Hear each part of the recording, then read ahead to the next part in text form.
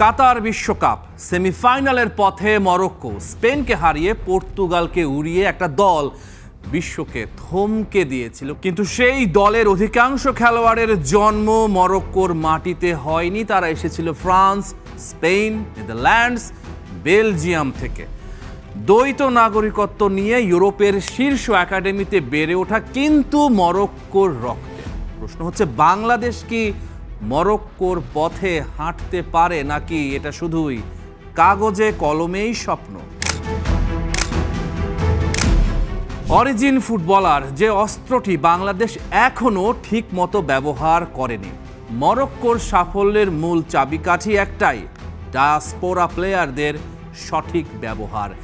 ইউরোপের শীর্ষ লিগে বেড়ে ওঠা বিশ্বমানের একাডেমিতে তৈরি খেলোয়াড়দের জাতীয় দলের জার্সি গায়ে তুলে নেয়া। কিন্তু এটা শুধু ডাক দিয়ে হয়নি। মরক্কো ফুটবল ফেডারেশন ইউরোপ জুড়ে স্কাউট নিয়োগ করেছিল। খুব কম বয়স থেকেই ওই খেলোয়াড়দের এবং তাদের পরিবারের সঙ্গে যোগাযোগ রেখেছিল, বিশ্বাস তৈরি করেছিল। বাংলাদেশ এরই মধ্যে কিছু পথ দেখিয়েছে। জামাল ভুঁইয়া, তারিক কাজী, হামজা চৌধুরী, সমিত সোম, ফাহমিদুল ইসলাম, এরা সবাই অরিজিন ফুটবলার।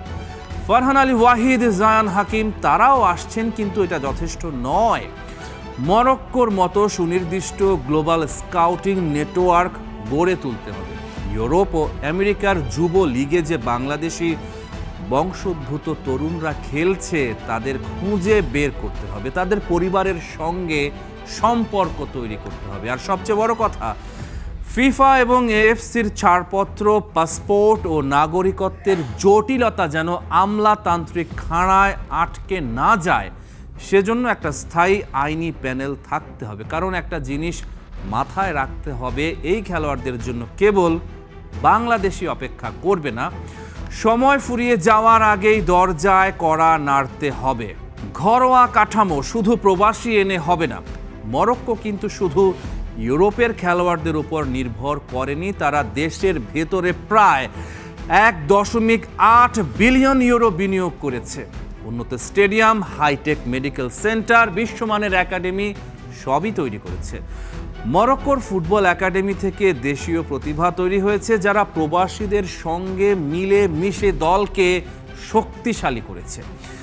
বাংলাদেশের জন্য এটাই বড় পাঠ। শুধু যুক্তরাজ্য বা আমেরিকা থেকে খেলোয়াড় এনে দীর্ঘমেয়াদী সাফল্য আসবে না। বাংলাদেশ ফুটবল লিগের মান উন্নত করতে হবে, ক্লাবগুলোর আর্থিক কাঠামো ঠিক করতে হবে, তৃণমূলে দীর্ঘমেয়াদী একাডেমি প্রতিষ্ঠা করতে হবে। নেতৃত্ব, ড্রেসিং রুমে একটাই ভাষা। মরক্কো যে কাজটা সবচেয়ে কঠিনভাবে করেছে, তা হলো ড্রেসিং রুমকে এক সুতোয় বাঁধা। ইউরোপীয় সংস্কৃতির খেলোয়াড় এবং দেশীয় খেলোয়াড়, এদের মধ্যে মনস্তাত্ত্বিক দূরত্ব কমিয়ে আনা।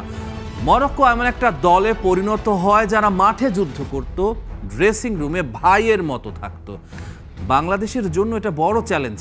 কোচের দীর্ঘমেয়াদী পরিকল্পনা নিশ্চিত করতে হবে।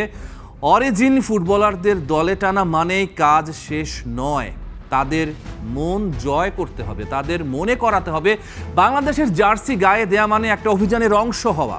আর সেই অভিযানের নেতৃত্ব দিতে হবে এমন কাউকে যিনি আন্তর্জাতিক ফুটবলের ভাষা বোঝেন, একই সঙ্গে বাংলাদেশের মাটি ও মানুষকেও চেনেন।